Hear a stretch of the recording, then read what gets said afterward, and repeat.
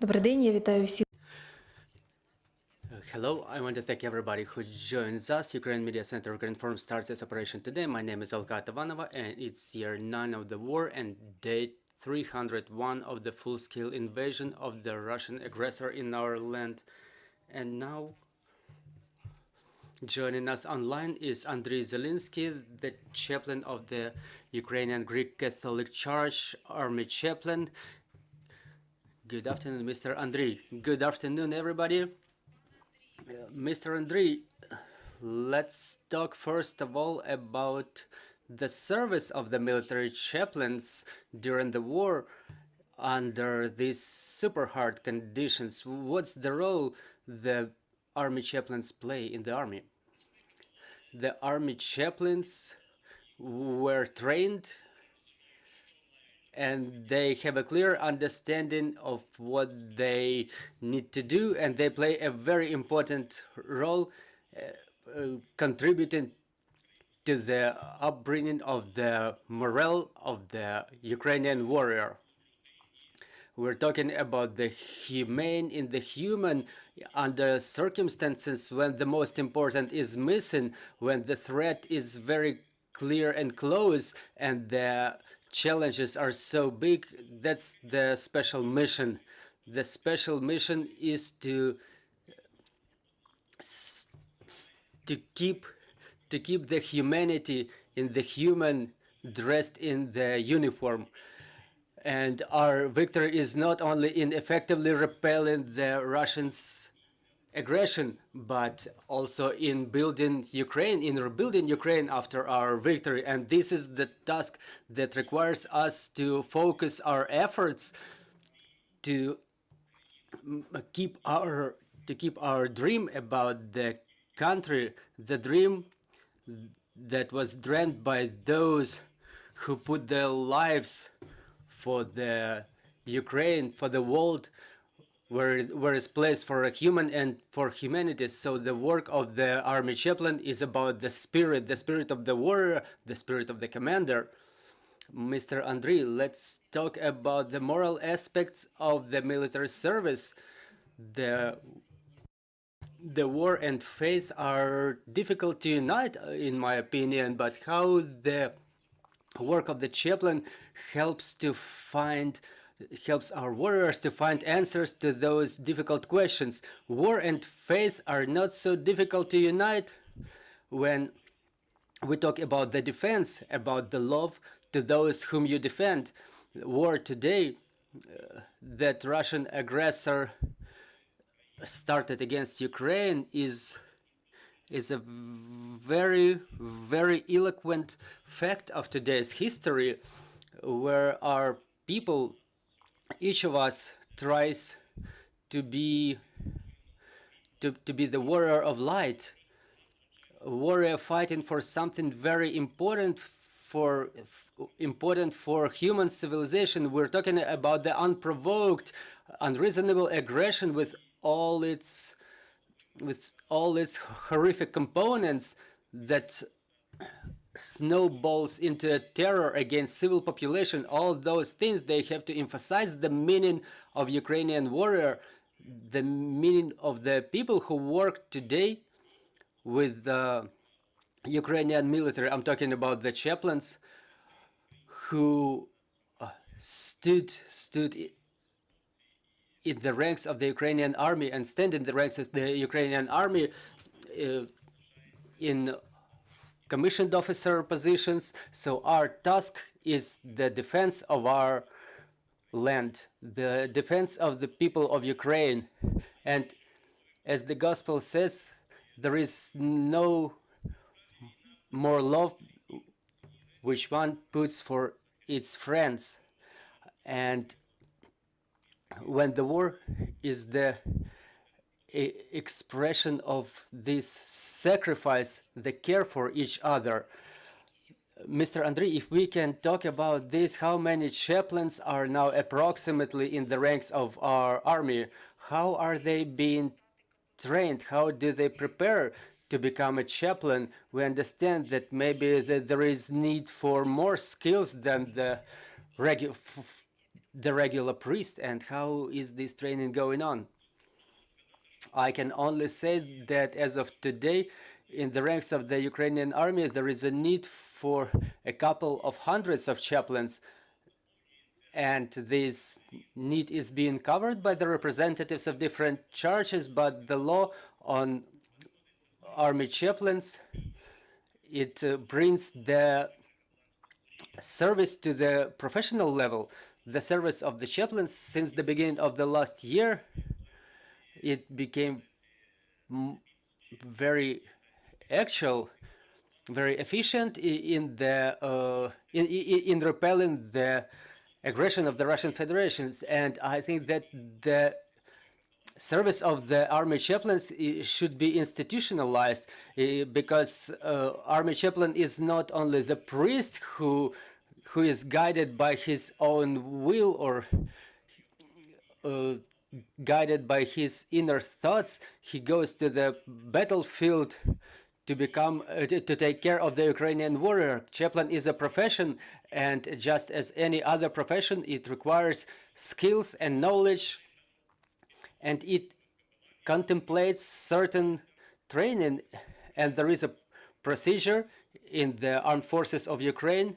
There is the army chaplain service, which trains army chaplains for the military service in the armed forces in Ukraine. There is a course which there is a basic training course for army chaplains, which helps to better integrate into the military collective. But we have to remember that we use the international experience of the civilized world, where the military chaplain remains, first of all and most of all, the priest. So his task is the care about the spirit of Ukrainian warrior. It's the care about the humane in the human. So military chaplain is not a battle unit. His care should spread over a large number of people who operate under extreme conditions in the battlefields, in the front lines. And this is what the Ukrainian spirit warriors, the army chaplains, should be trained for. And not only in the armed forces, but in the border guard and National Guard of Ukraine as well. Mr. Andriy, and I can't help asking, what are the most drastic challenges that our chaplains face today, and do you use international experience in that as well? The way of organization of the service of the military chaplain reflects all the traditions and tendencies existing for a very long time. If we say about, say, United States, it's more than 200 years. In other European countries, the traditions of the military chaplains, we can summarize it in a way that, yes, we use the traditions of the NATO countries, and we try to approximate our service, our military chaplain tradition to their experience in order to make it more efficient in our conditions. And this is why there is this approximation, and the way to effectively do their service and to face the challenges in a proper manner. And the challenges we're facing are the same that the Ukrainian warriors face in their land where the warfare is going on. So it's a wide range of challenges, but most of all, military chaplains should be interested with the challenges that the soul of Ukrainian warrior faces. The chaplains may become civil in the deoccupied territories, for example, and in the areas where the warfare is still going on. So his service is for everybody. He serves to everybody, and under no circumstances he should forget about caring about his about the Ukrainian warriors under the warfare conditions, under the conditions where unfortunately very frequently they have to lose their brothers or face the challenges that their families change somewhere in the rear. So all those things that wound our humanity is the battlefield for army chaplain, to help, to support, to stand, to arm the warrior with a clear heart, with a faithful heart, with the will to move further, move ahead, remembering that everything that Ukrainian warriors do now is nothing but the expression of the unlimited love to their people, to their country, to the close ones. It all happens on the condition of the teamwork in the military unit, and this teamwork, it contemplates care about their brothers. So this atmosphere in the military units is the point of utmost care of the army chaplain. Thank you for these wise words. We have questions in the studio, dear colleagues. Tkachuk Svetlana, Ukrinform. Mr. Andriy, I would like to ask you two questions. First, regarding how long can an army chaplain stay at the service? Is there a rotation, and if so, how frequently does it happen? And the second question is related to the first one. As you mentioned, the humanity of the chaplain suffers too when you, for example, listen to the problems expressed by the soldiers. Who is the priest for the chaplains themselves, for the souls of chaplains? Do the chaplains use some psychological support, or is it organized in any way? Thank you for your question. The first questions. So the duration of our rotation, the term of our rotation, as I remembered, in the end of the last year in Ukrainian legislation and in the Ukrainian army, changes happened related to the needs of the Ukrainian warriors and their family members. So now the military chaplains, the staff chaplains, are being appointed as the military commissioned officers, because before that they were civil servicemen, and they fulfill all the duties as fulfilled by their units. Now military chaplains, they do not have civil life. They're the servicemen in their unit, and it means as long as their unit is on rotation, the military chaplain spends the same time with their unit in the battlefield. And the number of positions and the chaplains who take these positions do not reflect the real demand, the real need in the army. So this is why there are chaplains or priests who on a volunteer basis visit either units that they know well, or some people who come to them with some problems, or the units who are out on a mission from their bases. Is the availability of a large number of volunteers who on a volunteer basis, the priests who on volunteer basis come to the military units with humanitarian aid and with spiritual support. And talking about the professional army chaplains, they are the parts of the military units, so their rotation coincides with the term of rotation of their unit during fulfilling of their battle tasks. Talking about the psychological support of the army chaplains, there is a basic principle that people need people, and this is the source of our healing. And those are the first mechanisms of support, the high quality communication.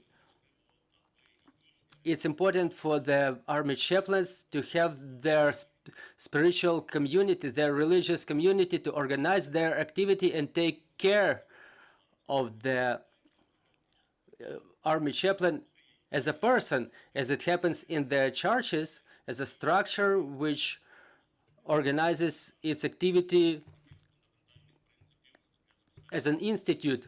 So army chaplain can resort to the support of another army chaplain, and because they have certain experience of personal knowledge, personal experience. As I mentioned today, the efficiency of the service of the army chaplain is in direct dependence on his or her training, and there are mechanisms of his personal reinvigoration. The chaplains have to take care of their spiritual renewal, because his mission requires the health of his spirit in order to be of service to the others. And it's sometimes difficult to ensure this spiritual health under circumstances, under the conditions of those challenges we're facing, so that there should be permanent contact with other army chaplains who speak the same language and who understand each other. Dear colleagues, any more questions? Thank you for taking the time to speak with us today. I wanted to ask, I'm an American freelance journalist doing stories about foreigners who are coming and supporting Ukrainian war efforts. I was curious if within the chaplain ranks of the Ukrainian military, if there have been any foreigners, Americans, Europeans, whoever, who have come over to the Ukrainian military and are serving within a chaplain capacity. And if there are, if you know how their experience has been, if you could speak on that, has it differed at all from the experiences of Ukrainian chaplains? And then secondly, you talked about how the chaplain service within the Ukrainian military, you've attempted to replicate how the chaplain service functions in foreign militaries, such as the U.S. military or British military, with the support that foreign militaries are providing to the Ukrainian military. I was wondering if there's any joint training between the chaplain services of foreign militaries and the Ukrainian military as well. Thank you.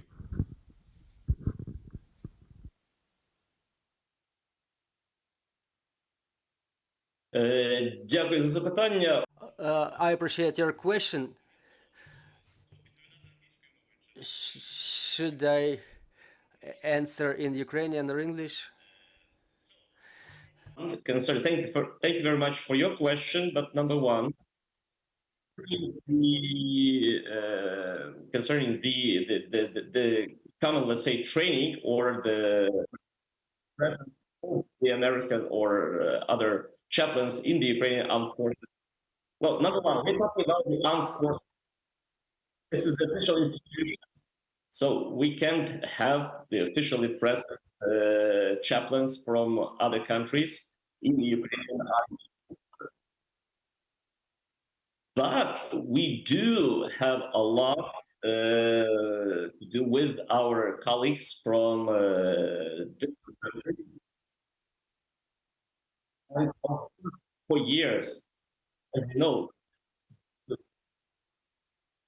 the war in Ukraine started, as you know, 9 years ago. That was the time when we shared a lot, when we received many different delegations, also on the part of chaplains.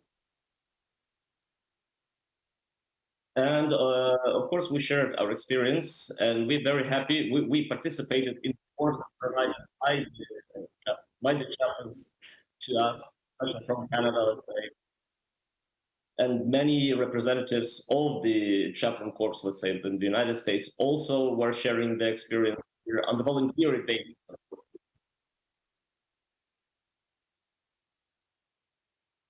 On the voluntary basis, not official, of course. And we still, as you also mentioned, and as I mentioned, as I had mentioned before, we're trying to organize our institution with, let's say, using the best traditions of the NATO countries, using the best traditions of the international, I would say, experience of pastoral care for the military. That's how our law appeared, but definitely there are so many things that we have to, let's say, that are a bit different from your context. This war is on our land, it's on our ground, and it causes many other interesting, I'd say, problems to us. So I'm very sure that this experience is, let's say, chance for us to share our experience with your chaplains, and for your chaplains to share their institutional traditions with ours. Друзі, чи маєте ви ще питання? Friends, are there any more questions? We have more questions in the studio. Let's have one quick question. Do members of the Foreign Legion have access to chaplain services? And if so, how do chaplains navigate the language barrier that may be posed by some of the, foreign fighters? Well, thank you for your question. I'm not sure that there is, there's an official institutional design when we talk about the chaplain service in the armed forces of Ukraine. And I'm not sure whether there were any requests from the foreign fighters, but in case if they are, there are always among our chaplains people who can speak various languages, just as we do it right now. So I don't think that there is this barrier in case when there is a person who says, I need it, who... The problem may be, and I'm almost sure that there is one, the problem may be that those foreign fighters in the Ukrainian armed forces are not quite aware where to find a military chaplain. So maybe there would be a good idea to start seeking one, especially for these units, for the units where we have fighters from abroad. Дякую вам за цю змістовну. Thank you very much. Thank you for this comprehensive conversation, for joining us, Mr. Andriy. I'm reminding you, joining us was Andriy Zelinskyy, the Army Chaplain of the Ukrainian Greek Catholic Church. And our next briefing is at 1500. Joining us in this studio will be Alexander Harshenko, the Director of Energy Research Institute, and we will be talking about the situation in our energy system. So bear with us. Glory to Ukraine.